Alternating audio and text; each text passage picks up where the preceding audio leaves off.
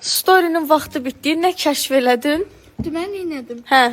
Çörəyə batırdım, bala batırdım, yumurta yedim. 103'e yığın indi. Nənəsinin nəvəsi. 103'e yığın. Mənim nənəm də saçqanı bala batırıb yeyərdi.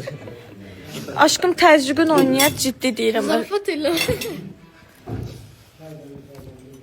Mən də sənlə zarafat eləyim indi.